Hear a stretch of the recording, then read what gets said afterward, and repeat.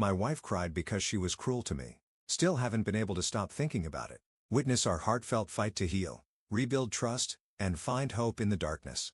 Hello. I've never posted here. I'm sorry. I really don't know exactly how to start to tell this story, especially because I know it makes me look like a total prick. My wife and I have been together for around 4 years, married after 6 months dating, and it's been mostly a dream since then, except for this one thing. She just likes to laugh and goof around, and a lot of her joking around tends to hit in the opposite effect than intended. I'm normally not gonna get upset about that kind of thing. It's not an everyday thing, but maybe weekly? Okay, ton of context out of the way now. Last night my wife and I both had a hard day at work. I think we didn't get to talk about it, because the minute we got home there was more work. You know how it is, dogs made a hell of a mess. Yeen. So we were pretty stressed and out of it, and all I wanted to do was watch the movie she picked out and go to bed, but then she decided it would be funny to drop a couple jokes about my appearance, specifically about one aspect of that appearance I have problems with. That day, I was just so tired and upset already, and I just looked at her and said ow. And she laughed again, but I didn't drop it, and I insisted on an answer to why she would say that about me. She asked what I meant, and I asked what response she expected when she made fun of me for my appearance, particularly part of it that she knew I felt bad about. I almost did the children's empathy talk where you go and how would you feel if someone did that to you. But I knew that would be condescending and wrong, so I didn't. Anyway, I wouldn't have gotten much out, because this is when the crying started. I didn't get to see it stop for long all night. Just big, heaving sobs, and shaking, telling me that she thinks she is going to have a panic attack all night long, because I scared her by being so serious. I am not an angry person. I've never been violent. I never moved from the seat when I brought up the mocking thing. She had no reason to think that, and I could think of only one reason for her to cry like that, and this is where I'm gonna sound like a prick, and why I'm doing this anonymously. She saw that I was calling her out for making fun of me for no reason and wanted to change the vibe and feeling in the room as quickly as possible, to instead focus on her having an episode. This isn't the first time this has happened, but it's the first time I've noticed a pattern. Step 1. She upsets someone. Step 2. She will have a panic attack if you don't comfort her right now, actually. Step 3. I shove aside any and all feelings I have on the matter, no matter what it is about, apparently including mocking me. But if I didn't, she would have a genuine medical episode and we could wind up in the hospital. If the person offended is not me, they may also be brought in for emotional support, but I will be. Do I really think that's what it is? I want to say no, say bad, but a part of me does. Don't get me wrong, 99.999% of me isn't a prick, but that very small part, it's something I cannot stop thinking about, and I don't know if I want to bury myself alive or go to marriage counseling, because one of us have a problem. Because if she is doing that, what? But because she isn't, instead I have the problem, and currently feel like I am going through some kind of psycho werewolf transformation type thing. Totally normal and cool with my wife right up until the full moon is out, and then I turn into a rabid animal and accuse her of faking her mental health diagnosis, apparently. Like the monster you are. XD. Reminds me of a girl I used to call a friend.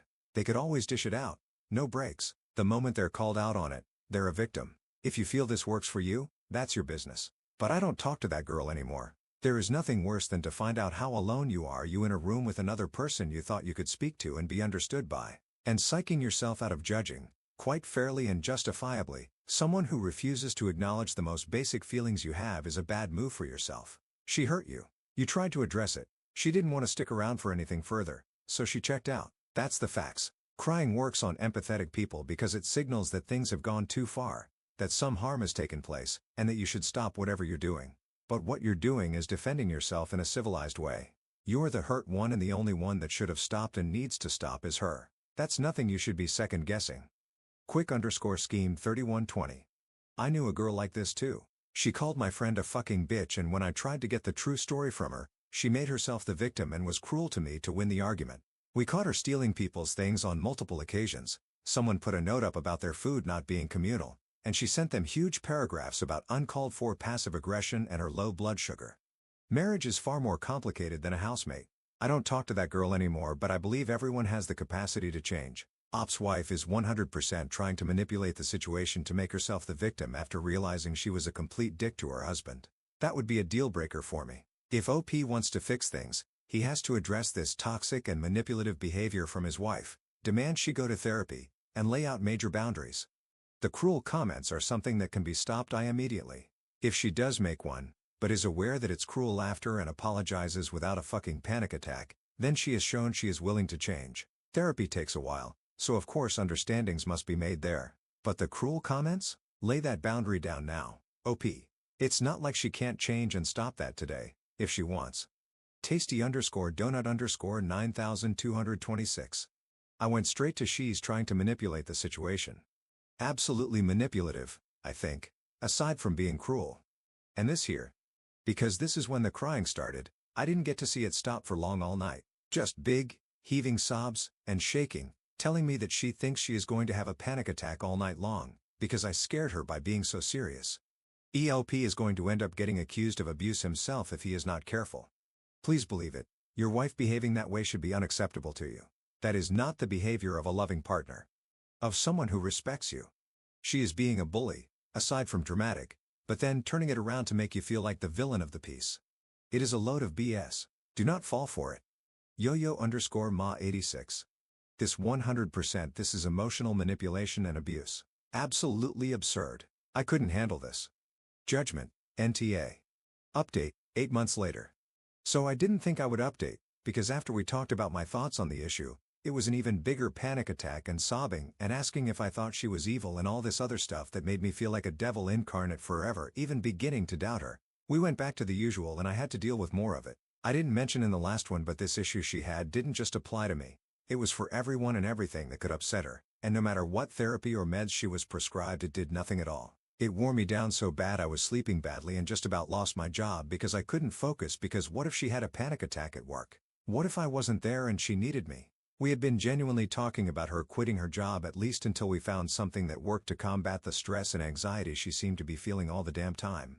All of which made me feel all the more pathetic after I found out she was cheating on me. The guy worked with her, and reached out to tell me because he didn't know she was married. I knew I couldn't confront her in person because her reaction would likely make me think the guy made it all up, somehow, despite having texts he showed me from and to her number, and photos I'd rather not discuss.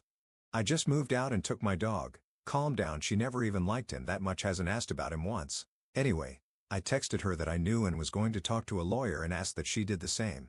A lot of crying voicemails and saying she didn't know what I was talking about, followed by trickle-truthing in text messages while I was on my friend's couch. We're still in the middle of everything, but it's pretty cut and dry, hardly any marital assets worth speaking of, and the lease is in her name. I honestly am surprised by how little heartbreak I actually felt, coupled with a weird sense of relief. I definitely thought getting cheated on would be the worst thing anyone could do to their partner, but if it wasn't a dick move I would thank her. Anyway, thank you all so much for the advice, even if I was too stupid or weak of spine to take it at the time. It was helpful for just a little bit to not feel crazy. Comments. No Mechanic 3048. That's because she killed any love you had for her by constantly belittling you and then guilting you. Grunt Bugly. Not loving someone anymore sure does make it easier to leave them. View Acanthicida 8311. Yep, once the love fades, the clarity hits hard, and walking away starts to feel like freedom. Odd_welcome 7940. A lot of times cheaters are either the most secure or insecure people in general when they are having an affair. Sounds like some of her anxiety may have been made way worse by the fact she knows just how low her morals are. So she assumes the world is the same. I am thrilled to hear you're walking away. Even if she wasn't cheating, people who slowly weaponize tears are absolutely as terrible to be with as some who are mildly abusive. They slowly make you sit on edge 24/7. Make you always feel like you have to be perfect. It can be torture. I'm not glad you got cheated on, but it's at least silver lining that it's a great excuse to just walk away. Concola. Wow, I'm sorry you have to deal with this. Did her coworker tell you when the affair started? And does that coincide with when her panic attack started? Oop, not when it started, but when they started getting worse. Like it went from an occasional thing to every day I had to be on guard for what I or other people could say to her, because she was going through such a hard time. I am not the UP. Please do not harass the UP. Please remember the no brigading rule and to be civil in the comments.